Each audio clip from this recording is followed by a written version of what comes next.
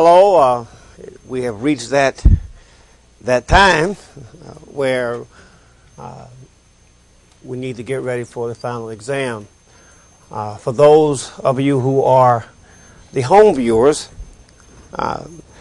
there is extra credit, but you need to either email me to get the information or call me at my office, and I'll return the call. All that information is on the syllabi, and we shall meet at the same place that we met last time with the date that and time that is also specified on the syllabus. I would suggest nothing will be different in terms of the format. It will be the same format, and I would urge you to concentrate on the voluminous, what I call the voluminous brown sheets of words that we've been talking about as I think, an excellent guide to prepare for the exam. I think that if you are able to answer what looks like more and more a lot of terms we've used, you should be in good shape for the final. There will be an extra credit section on the exam from the outside reading book that you are reading now. I want to finish up today looking at, first, to finish up our discussion of what I have come simply to just appreciate as an incredible phenomenon. Every time I read it, I am more amazed at, first, how few people really understand the origins of the Cold War. It didn't just suddenly one day, and for those who do not have an historical background, everything has to be put in some sort of historical context, or else history does seem fragmented, and it is difficult to make sense or to be able to balance different views about a subject unless we look at it in historical perspective. I did that both with World War I, World War II, and the Cold War. If we are to understand what becomes a national obsession by the 1950s, we have to look at the origins of the Cold War long before World War II, long before Stalin begins to create a string of satellite states that will constitute the Soviet Union. But it is clear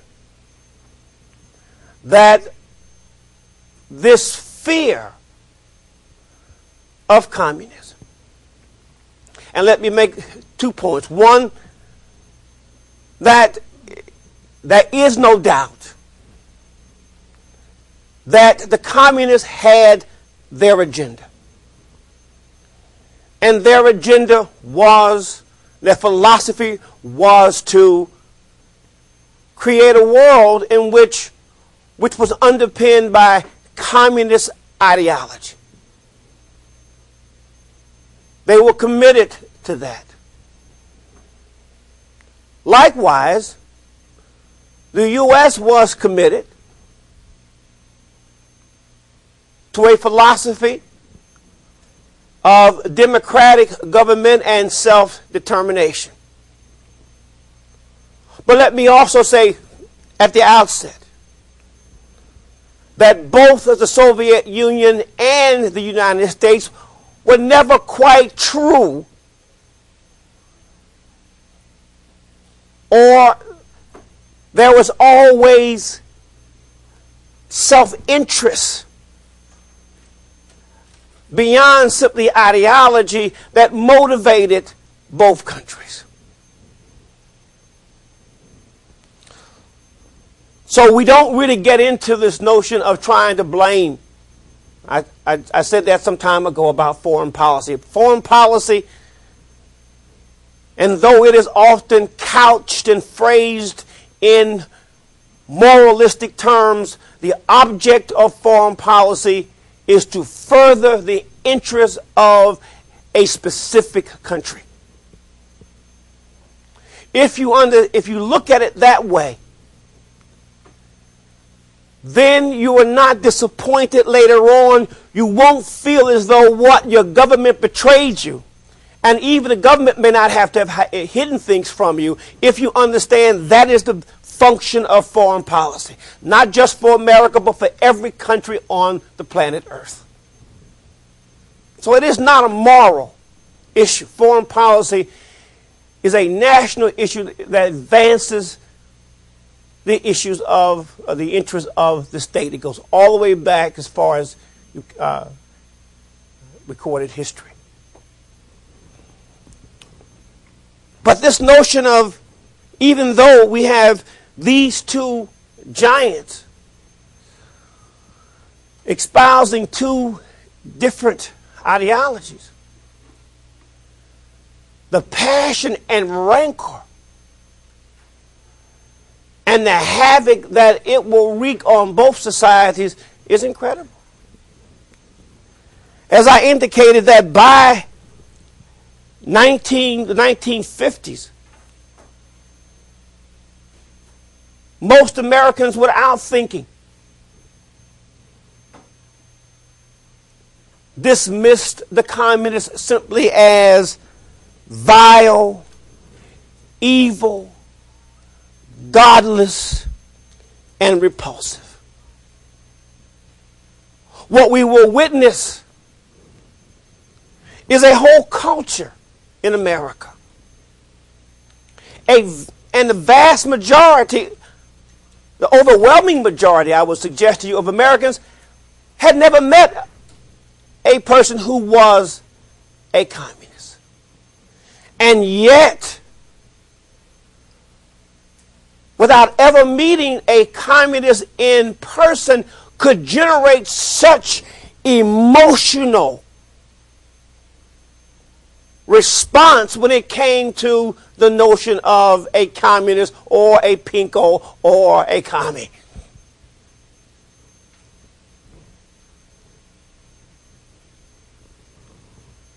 In the 50s, it was not only was it ideological, but it was also big business. Naturally, that would be those entrepreneurs who would capitalize on this. That was a large-scale subscription to magazines, primarily because of their anti-communist articles.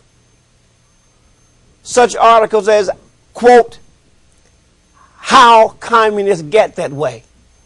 And it was a person who supposedly was a psychologist to explain how someone could become so warped that they could become a communist. He had all these psychological theories. And another big seller in this particular magazine was, quote, "Communists are after your child." An FBI informer wrote a story about his exploits as a communist, who was a communist and then he became an FBI agent. Okay? And which tells you something about how people can switch. We'll see this in a moment when we finish up this discussion. It was titled, "I Led 3 Lives."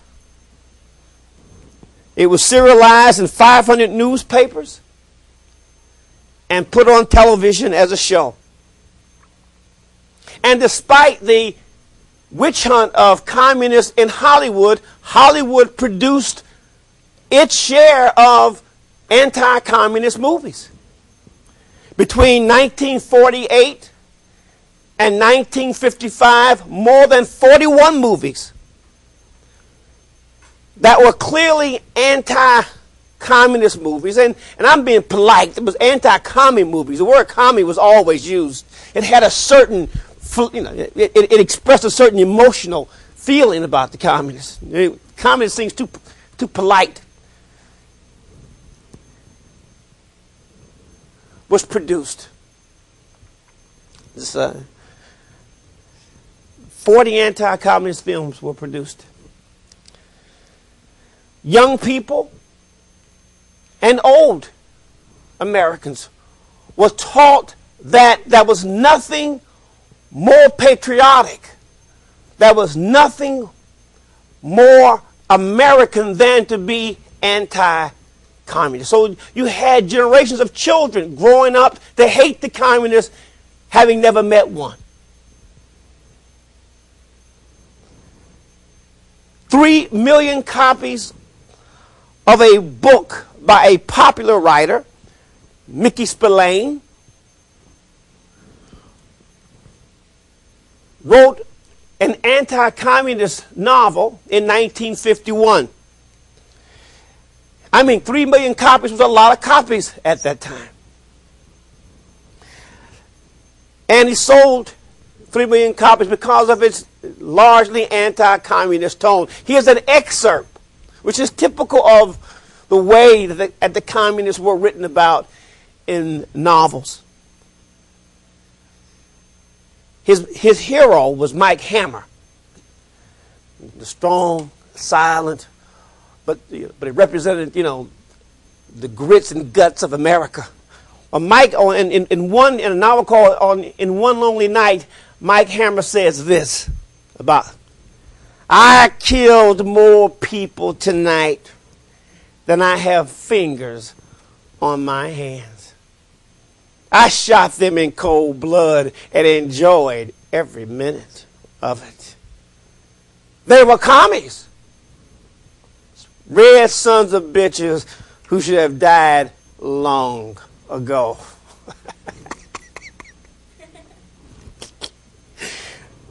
And then even one of my comic strip heroes, I didn't accept that by the time he came along, he wasn't anti-communist, when I was growing up. If he did, I must have missed those issues. I must have all the subtleties. I must have been sort of a slow learner. Well, that was my hero, Captain America, who warned millions of children to beware of commies, spies, traitors, and foreign agents. Well, in the 50s and 60s, and this is the light side of it, there is also a very serious dark side.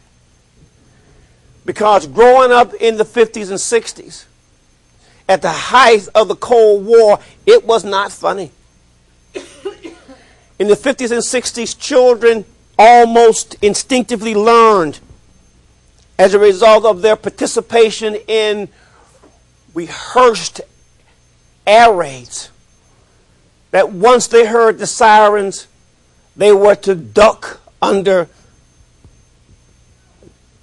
the desk, because these sirens indicated an impending Soviet Union attack, as if being under a desk was going to save you from an A-bomb or a hydrogen bomb in the 50s and 60s. And I recall, and I'm going to skip a little bit ahead because I need to tell you this, because as a kid I remember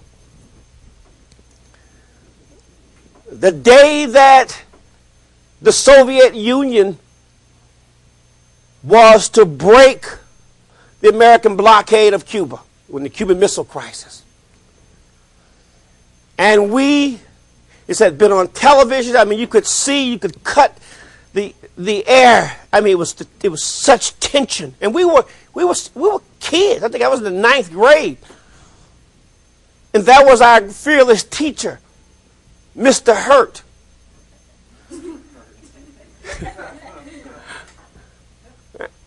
We nicknamed him Droopy Jaws, because his jaws sort of sagged down,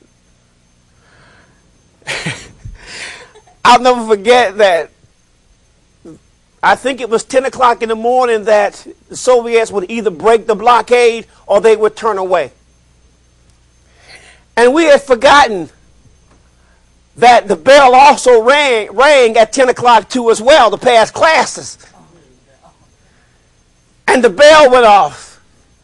And Mr. Hurt, oh! He screamed. He screamed and grabbed his chest and fell under the table. Of course, we couldn't laugh then because we were as terrified as he was as we ducked under the table too as well. People started praying. I had never seen so many religious children all of a sudden. You know, it was our Father this. And I said, oh, geez. But what's amazing is that I can laugh about that now. But for a moment, it was absolute terror that we felt. Because we knew that if that was the signal for World War III, it was all over. No more getting in trouble in the gym. Well, and then I felt so sorry for this fat kid. I mean, he was, as we call him today. You know, we call him nicely challenged or whatever. But then we were cruel as kids. Well, actually, it was one of my better friends. He couldn't get under his table.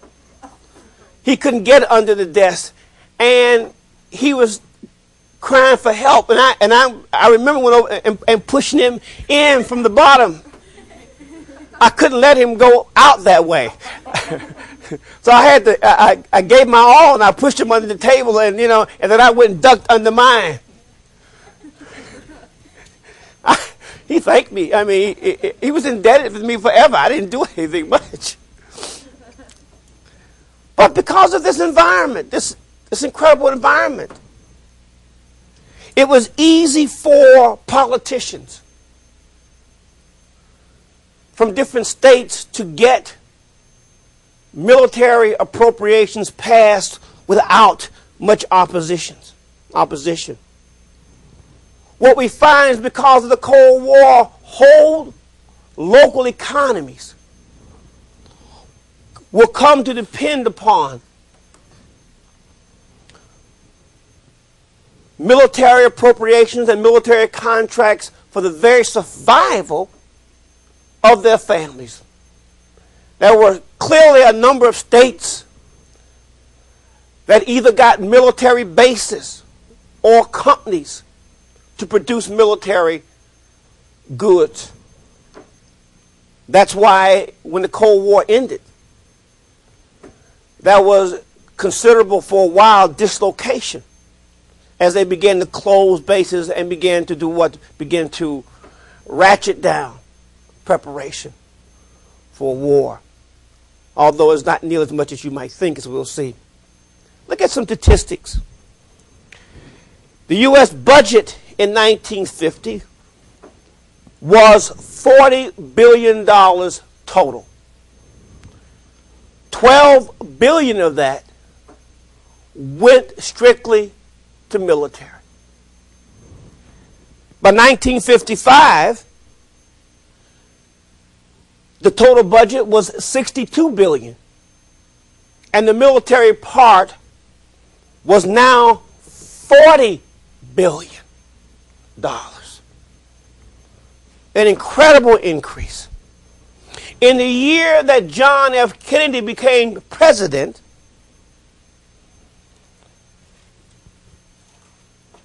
the military budget was now $45.8 billion, or almost, well, it was 49.7% of the total American budget. In other words, almost half of the American budget went to the military in 1960.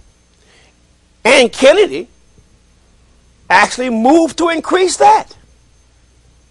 And he did increase it by $9 billion in 14 months. All the congressmen or all the senator had to say was that there was an arms gap. There was a missile gap. There was a bomber gap. And that sent Congress into a frenzy. When the Sputnik went up in 59, all of a sudden, this was tangible proof that somehow the Soviets were moving forward. And you didn't know. Certainly the average person didn't know. You didn't really know what was going on. So you had to prepare and often over-prepare. Sometimes out of sincere concern for America, politicians moved to have the budgets increased, and then simply sometimes out of their own political self-interest, they moved to increase and always have a high defense budget because their constituencies had come to depend upon it. And they had to do what as a politician? They had to deliver. This was true even before the Soviets gained numerical parity with the U.S. in terms of arms. Okay? Because clearly, before actually the Cuban Missile Crisis, the Soviet Union was not the equal to the U.S. in terms of military prowess and nuclear weapons. Right before the Cuban Missile Crisis, the Americans had 1,500 bombs about the size of the ones used in Hiroshima. They had enough A-bombs to destroy every major city in the world. They had the equivalent of 10 tons of TNT for every man, woman, and child on Earth. That should pretty much do the job. To deliver these bombs, the U.S. had more than 50 intercontinental ballistic missiles, 80 missiles on nuclear submarines, 90 missiles on stations overseas, 1,700 bombers capable of reaching the Soviet Union, 300 fighter bombers on aircraft carriers able to carry nuclear weapons, and 1,000 land-based supersonic fighters also capable of carrying atomic bombs. For a long time, the Soviet Union really could not match the firepower of the U.S. In fact, at the time, again, before the Cuban Missile Crisis, the Soviet Union had only about 200 long-range missiles that could reach the U.S. But I will tell you that once the Cuban Missile Crisis ended, the Soviet Union began to crank out nuclear weapons, as they say in the cartoons now, up the wazoo. I mean, they matched. And it then became a real serious issue. In the 60s, there had been, the cry wolf about nuclear gaps. But by the 60s, this was a real problem. Well, by the end, so the U.S. created, and the Soviet Union engaged in an arms race that characterized most of the 60s, 70s, and 80s. But then suddenly, and this is the most incredible thing, we have been living with this since 1945, and then suddenly in the late 80s, the Cold War suddenly what? Collapses and ends. The Soviet Union's attempt to match the U.S. warhead for warhead collapsed under its own economic weight. I don't know if you recall seeing the first pictures out of the Soviet Union after the Soviet Union collapsed. It was an infrastructure that was left in absolute shambles. the hospitals, the buildings. You can see the tremendous toll that the people had to pay for the military establishment's goal to match the U.S. Well, it's also true, too, that not only was the Soviet Union hurt, even though the U.S. had, again, and I've stressed this as if there's one theme that really, I think, beside American genius, that really accounts for America's success and how much anything is, its abundance of resources. And the Soviet Union simply could not match the U.S. in this war of military attrition. In a sense, when they say that the Soviets blinked at the Cuban Missile Crisis, the truth is they were already blinded in one eye anyway, because they simply couldn't compete with the U.S. But it didn't mean that the U.S. was not hurt too by its expenditures on the military. As one historian put it, it was also at a frightful cost to the American people. We paid with 40 years of enormous and otherwise unnecessary military expenditures. We paid through the cultivation of nuclear weaponry to the point where the vast and useless nuclear arsenal had become and remains today a danger to the very environment of the planet. Of course, I agree with them to some of this, but some of it was necessary, clearly. But what do you do with these missiles today? They still pose a threat to both the U.S. and the Soviet Union. Well, and it's also a threat to the environment.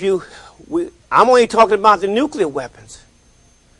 I mean, there are areas in the West that house acres of biological agents that have been created as a first strike capability. So much so that the military is having a heck of a time trying to get rid of these biological agents because they are so incredibly lethal. They're talking about it may take 50 to 60 years to carefully and safely get rid of these nuclear biological agents. Well, the defense budget did decrease after the collapse of the Soviet Union. But really, you would think, though,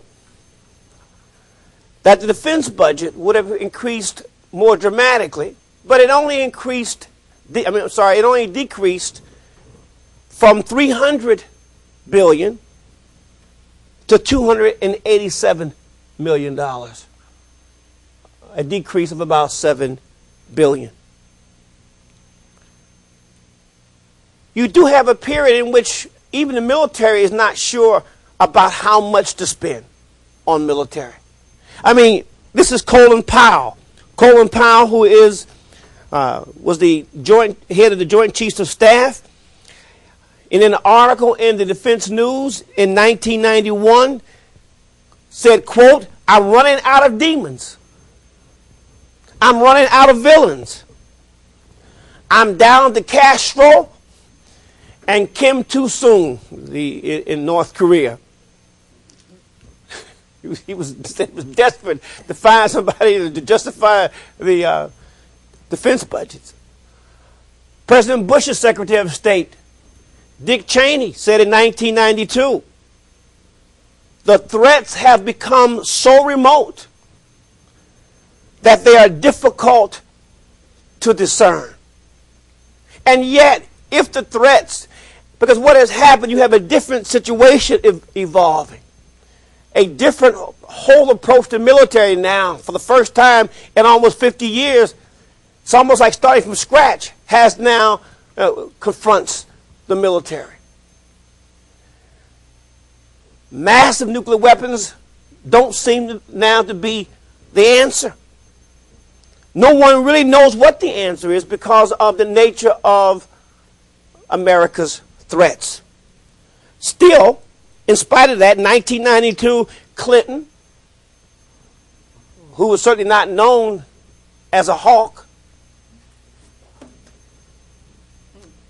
at least not a military hawk, that Clinton said that Clinton proposed even more money for the military to blunt Republican criticism. Clinton supported a $25 billion increase in the military over 6 years to quiet Republican criticism. Kissinger, I should point out too that there are some interesting, Kissinger was in the paper the other day arguing, Secretary of State under Reagan, argued that there was no foreign policy today. Of course, Kissinger was the young political scientist who, in a very important article, argued that a nuclear war wouldn't be so bad, that we could afford a nuclear war. Well, the truth is today, there's only one country that we don't. I mean, the Cold War is dead. We found a way to do business with, and this is what amazing, 40 years that we have hated the terrible, evil empire.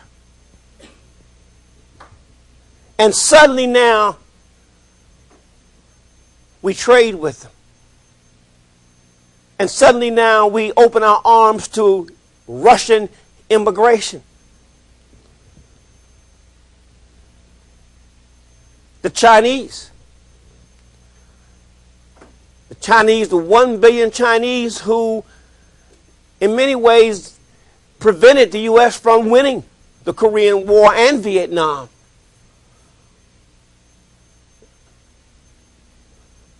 They now are accorded most favored trade status. If foreign policy is based on principles, then how can you explain this? And then even more, if the two biggest threats for 40 years have been removed from the U.S., then how does one explain the U.S.'s relationship with Cuba?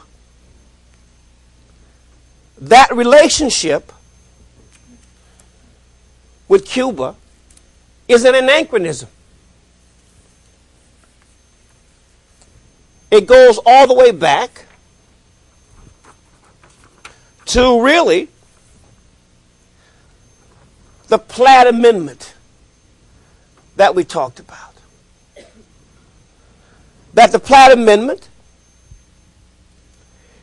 did not allow Cuba to be able to run its own government.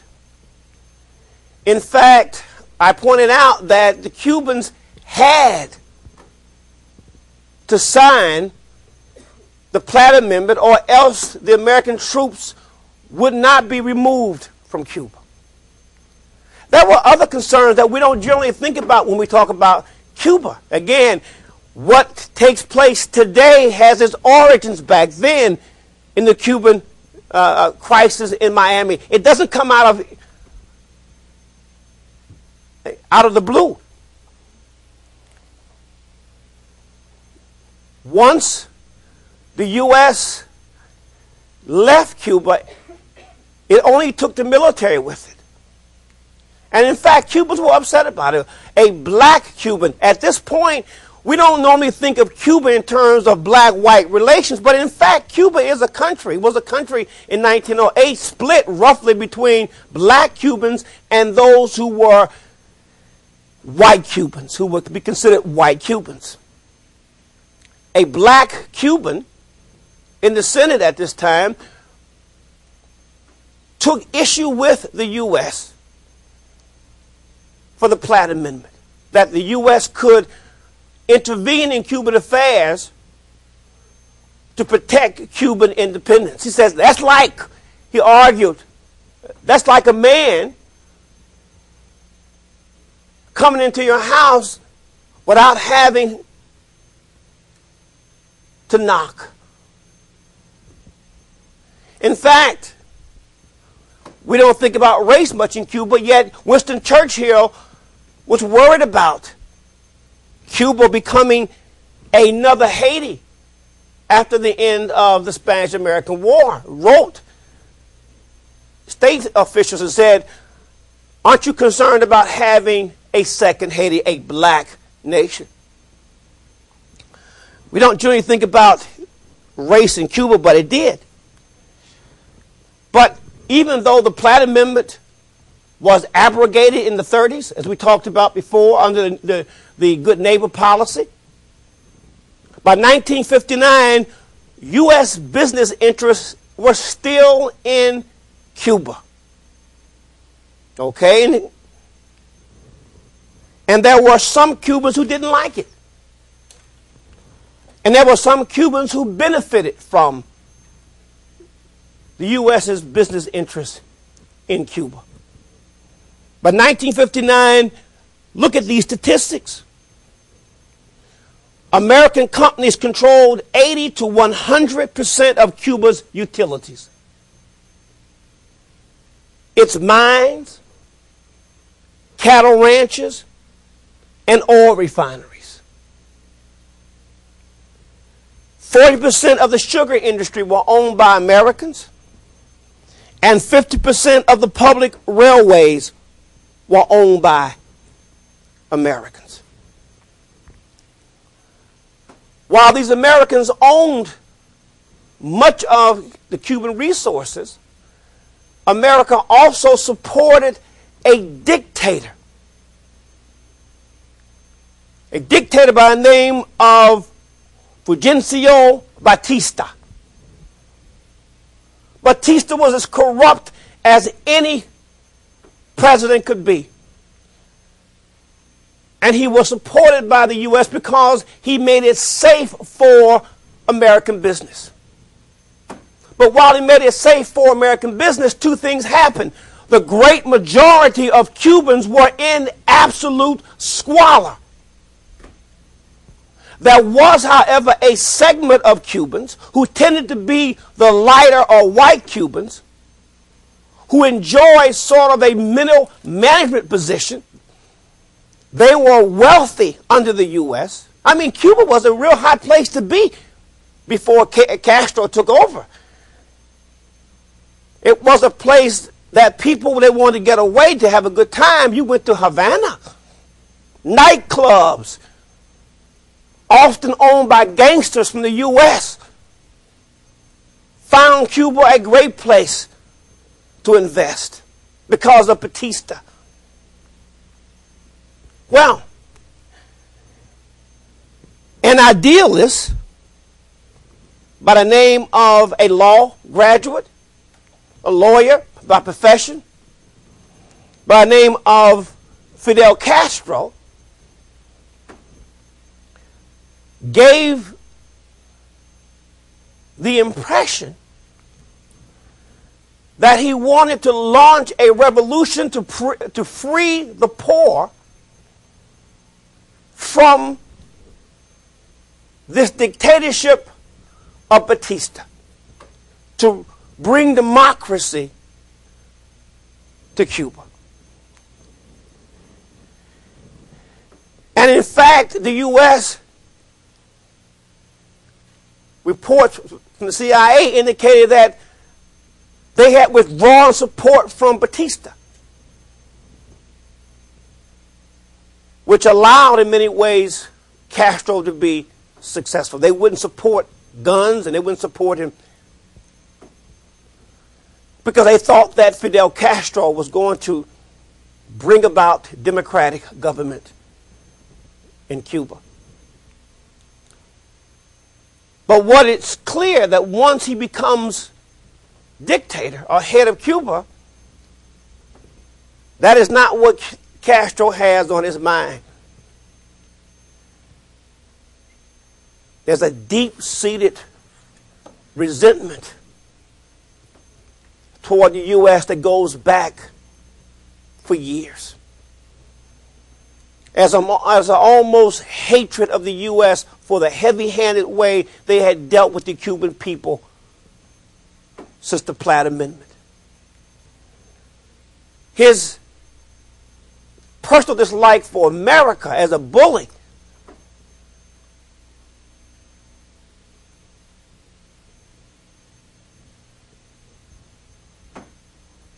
caused a change, or at least an apparent change, in his goals to create a democratic Cuba. He will then create a Cuba. He will simply become another dictator. He will nationalize all of the American industries. In fact, he said, I am going to take everything from the Americans, but the nails, including the nails in their shoes. And when he did that, clearly, once he won the revolution in Cuba, he had tried several other times and had failed. He had been in prison for a while. He stayed under Che Guevara of Argentina, so he was ready. Many of those who had collaborated with Batista, those who had been successful under Batista, fled the island, in the process leaving much of the money that they had accrued. Many of those became the first generation Cuban exiles in Miami. They tended to be extremely well educated, and as a result, because they came from the upper crust of Cuban society, the first exiles, they were well educated and they were very industrious people. And they tended to be among the white Cubans. And because I think they were tended to be the white Cubans, there was less opposition to them than other ethnic groups. I mean, after all, in the 50s, it is hard to imagine television having Desi Arnaz, who looked like a dark-skinned Mexican American. That wouldn't have worked with Lucy with red hair. Even though people made fun of his accent, aside from his accent, you couldn't really tell much that Desi Arnaz wasn't anything other than a Caucasian with an accent. So that made it easier for the transition into American society as opposed to the Haitians and other clearly non-white Hispanic groups. That is the background that exists today. The descendants of that group have hated Castro ever since. And Castro has turned out not to provide democracy, but he has become simply another dictator. And that you can't argue with either. But what is an anachronism? So he takes over in 59, and suddenly the U.S. begins to withdraw funds. The U.S. begins to impose sanctions against Castro. Castro will then have a knee-jerk reaction and now will accept help from where? Who is always around? The Soviet Union. They say, boy, this is a great opportunity. So they first begin to give Castro money, and then we know that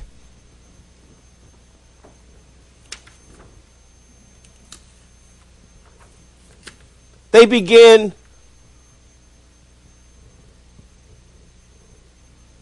to consider arming Cuba with nuclear weapons in the famous Cuban Missile Crisis that I've talked about. And Nikita Khrushchev, he is one individual, even as young as I was, left. You could not see Nikita Khrushchev and not have him leave an impression. For a man who at first looked like a chubby, sort of grandfather-like figure, was as mean as hell, and as vicious, and as cunning, and as ruthless as any Soviet leader. Of course, I remember when he took off his shoe in the UN and started beating on the table and said that we will bury you. Of course, it didn't quite turn out that way. I think somebody else got buried instead, as they would say in basketball. But in 1962, as a result, now the Cuban Missile Crisis was precipitated, I should point out, by the U.S.'s, once Castro decided that the U.S., they couldn't be friends with the U.S., he wasn't going to institute a democracy. Then the U.S. begins to plan for the overthrow of Castro through the CIA and through the training of exiled Cubans in Guatemala. And you have a disastrous, when Kennedy becomes president, Eisenhower has us already in the works. It is ill-planned. It is the worst plan you could possibly have. The so-called Bay of Pigs invasion. On April 17, 1961, it was so botched. One wonders, though. I mean, you have to wonder if they were going to really create a counter-revolution. It should have been far better planned than that. The Cubans are able to simply mop up the Bay of Pigs insurgents. And the U.S. is left not only with egg on their face, but now Castro is even more afraid, which is why he turns to the Russians and will allow the Russians to install about 100 small-range nuclear missiles. But of course, there was no way that the U.S. could allow, once it was discovered by the U-2 planes, they could allow Cuba to have 100 small-range nuclear missiles which could reach every city in the United States. And on that day in October, we probably came as close to World War III as any point in American history. But the Soviets blinked. And it was, if you lived through that time, I mean, I didn't even watch the Kent State thing last night because I had been around that. But this was even more exciting. As a child, I was riveted to the television, watching pictures of the American blockade ships, knowing that at any moment the world could have gone up in a mushroom. It was I frankly didn't think that the Russians were going to blink, because again, it was an image of the Russians as devils, that they didn't care about death. You know, what was death to them? They were godless people. I mean, the image of the Russians. So I almost assumed that they were going to cross the blockade and it was time to find shelter. But they do blink. It is a turning point in the Cold War. In truth, though the U.S. will give up some concessions privately, the Soviet Union never poses a threat like that to the U.S. again. And I think that's where the turning point, where we begin to see the Soviet Union, while it is investing more and more money into the military, it is also bankrupting its people in the process. Yes. So when you say they blinked, they decided not to cross the blockade. Okay, to cross the blockade. Right. But they did. There was a blockade.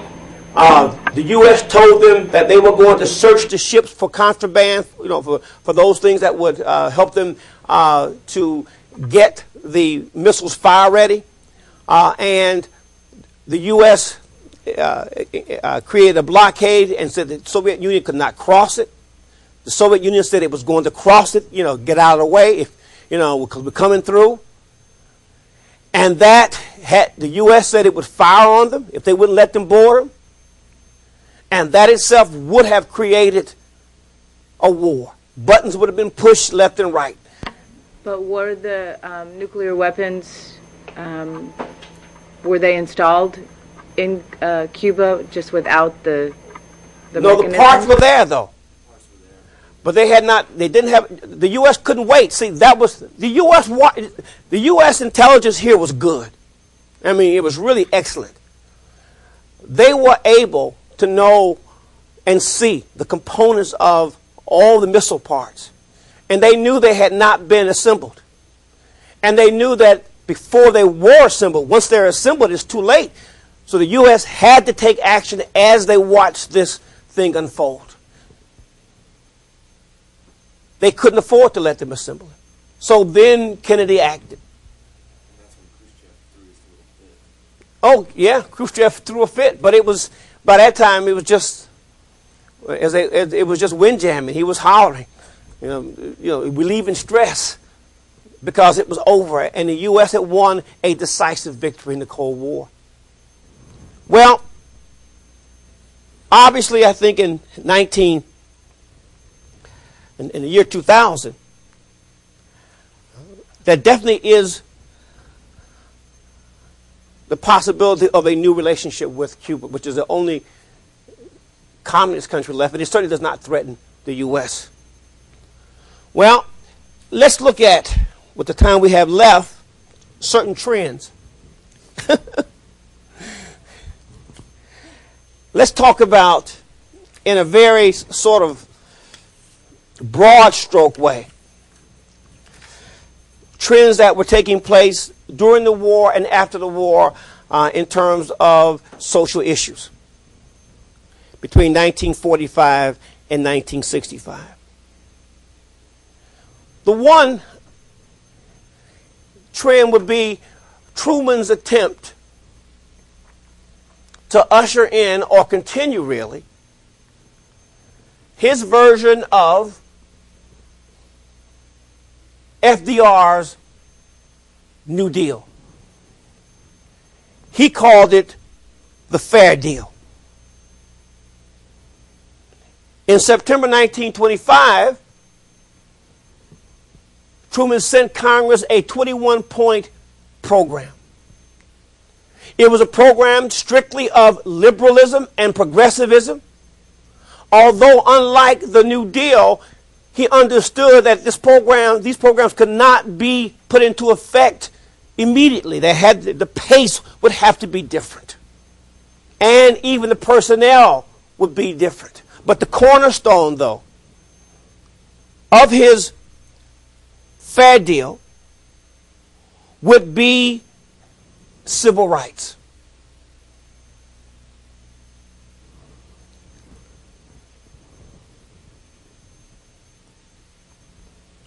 In 1946, he appointed a commission of eminent scholars to discuss discrimination and segregation in the U.S.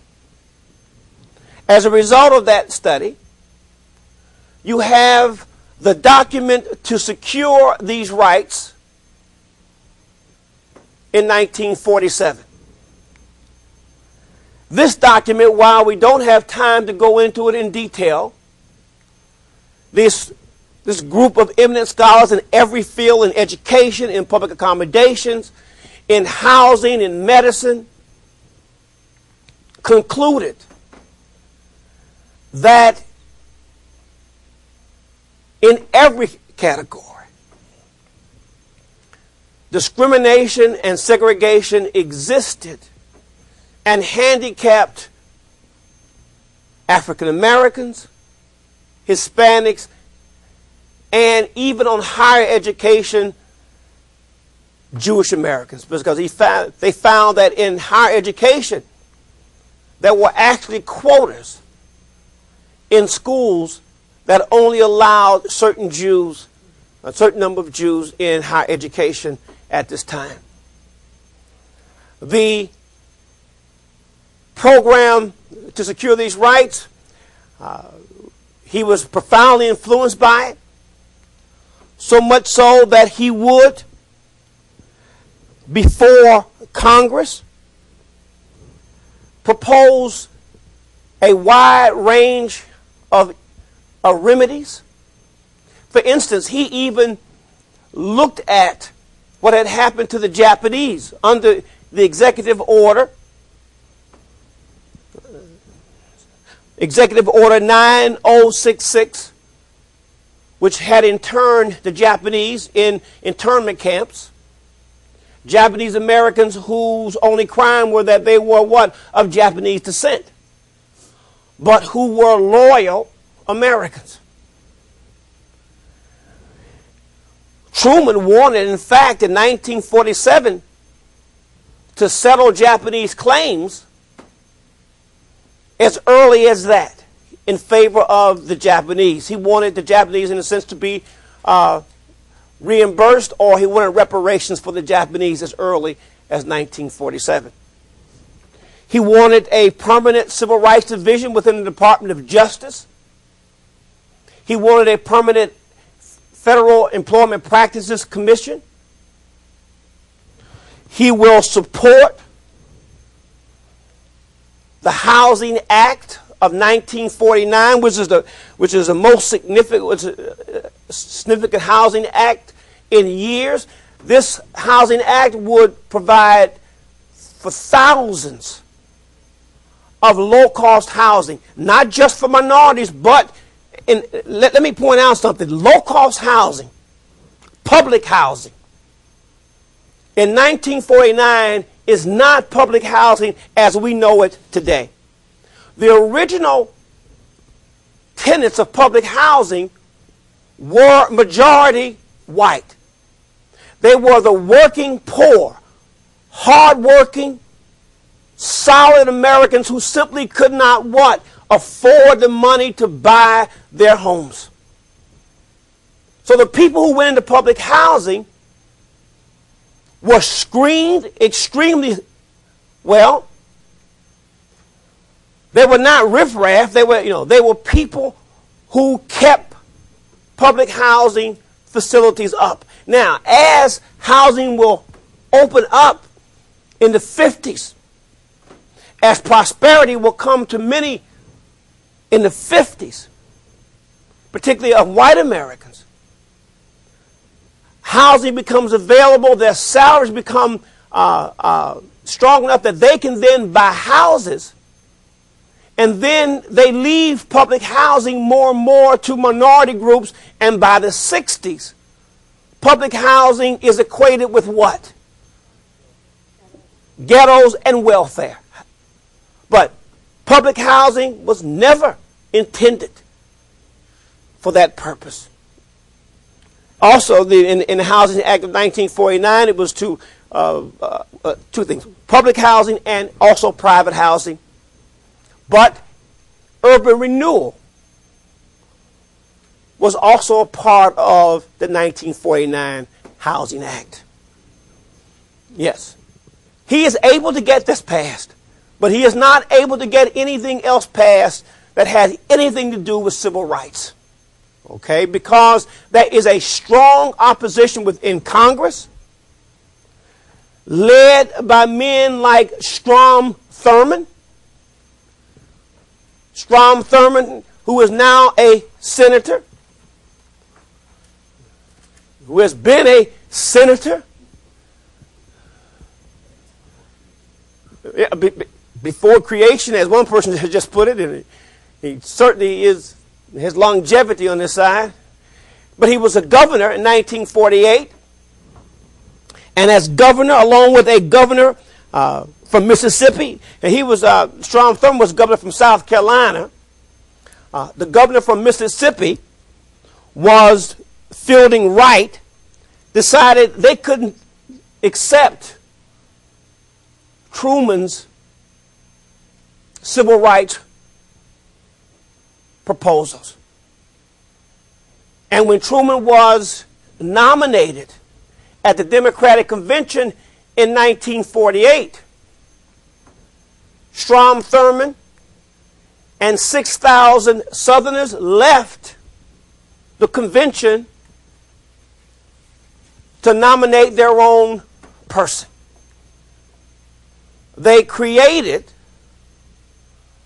the so-called Dixiecrat Party of 1948. The so-called Dixiecrat Party of 1948. According to Strom Thurmond, and these are his words, Senator, now he was a Democrat then, he's a Republican now. According to Strom Thurmond, that what Truman wanted to do was to make Southerners, turn Southerners into a mongrel race. An inferior race that was forced to intermingle with Negroes. He used the cry of states' rights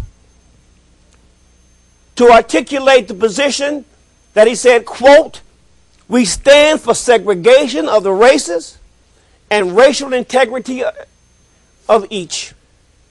We oppose the elimination of segregation." It's interesting how times change. I recall Strom Thurmond as one of the biggest racists in American history. And yet, who has his arm around Clarence Thomas at the Supreme Court hearings? It's sort of like George Wallace, if you saw the recent,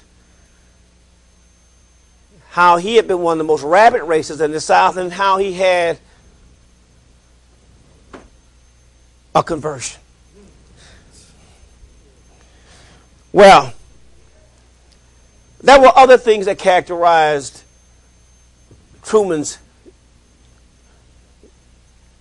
fair deal, and that was aid to education. He also wanted a comprehensive health care plan, which was in 48, which was really progressive. He wanted a comprehensive health care insurance plan. He was also opposed to the Taft-Hartley Act of 1947. Actually, the official name was the Labor Management Relations Act of 1947. Simply put, the Taft-Hartley Act proposed by Senator Robert Taft of Ohio crippled the Wagner Act of 1939 for the unions. For instance, under the Taft-Hartley Act, unions could now be sued for damages that an owner incurred because of a strike. For instance, if an owner lost money, because there were a number of strikes in the 40s, 46 I think, that had cost employers more than 1 million man-hours as a result of strikes. Okay? Now, according to the Taft-Hartley Act, unions could be sued for damages from the losses that employers incurred from strikes. That was extraordinarily radical. The closed shop was banned. That is, you had to belong to a union. Now, you have what were called, well, this was the most important of the Taft-Hartley Acts. Well, there were two, but this was important. Section 14B of the Taft-Hartley Act. It permitted states to pass so-called right-to-work laws. It permitted states to pass right-to-work laws. That is, it prohibited that a person had to be a member of a union to get a job. Okay? Within 10 years, particularly in southern and western states, 19 states, including Texas, adopted right-to-work laws to attract industry to the state. And finally, the federal government, a couple others, the unions could not automatically deduct union dues from a person's paycheck anymore. They could not contribute to political campaigns. Obviously, some of this has already been reversed. But under Taft-Hartley, unions could not contribute to political campaigns. And the federal government could require an 80-day cooling off period against strikes. Some have argued that the Taft-Hartley Act really led to the decline of the unions, and this will culminate with the presidency of President Ronald Reagan in 1981 when he fires 12,000 air traffic controllers in 1981. That he uses the Taft-Hartley, in a sense, this begins the decline of unions. Actually, I think they were declining even before, if you look at some statistics. Well, the other trend, and I just want to point out that echoes of the fair deal we can see with Lyndon Baines Johnson as president, except he doesn't call his the fair deal. He calls his the Great Society. But the Great Society was really almost the same as the New Deal, as the fair deal, and now you have the Great Society. His program, too, was the cornerstone of his program was not only to make America accessible to everyone of every race and color, but the cornerstone of the Great Society was to use America's vast influence to eliminate poverty altogether in America. Okay? That was his Great Society. Actually, he didn't call it the Great Society at first. He called it a better society. But that didn't resonate. So he tried it at a speech, at a fundraiser. He used the term Great Society, and it went over well. And when he gave another speech at the University of Michigan, and they cheered, it became then a staple of his presentations. As he put it, quote, "We have been called upon. Are you listening?" And see, Johnson was good at that. Johnson really had presence. Whenever Johnson wanted to, he had this kind of way that he would, when he wanted to intimidate people, he was tall. He would get right up in their face, and he would grab them by their lapel and give them the Johnson look, the Johnson treatment. And they would back off of Lyndon Baines. And this is sort of typical of him. Are you listening? We have been called upon to build a great society of the highest order. A society not just for today or tomorrow, but for 3 or 4 generations to come. As I indicated, the cornerstone of that would be the war on poverty. Johnson, though, however, would disagree with people who argue that his war on poverty was a victim of the Vietnam War. Johnson makes a very interesting comment when he is interviewed about that in 1971. Johnson argues that if there had been no war, and this is interesting from today's point of view, if you listen to the candidates, he said if it had been no war in Southeast Asia, Congress still would not have appropriated funds for the rebuilding of America's infrastructure and for its own people. He said what congressmen would have done instead of taking that money that they would have saved from a war in Southeast Asia, if there had been no war, they would have simply given people a tax reduction. People who could have done without it would have gotten big tax reductions. Now, this is Johnson. This is very interesting, because the debate today is what will candidates do if they have surpluses? Will they spend it on programs? Johnson would have said yes, clearly.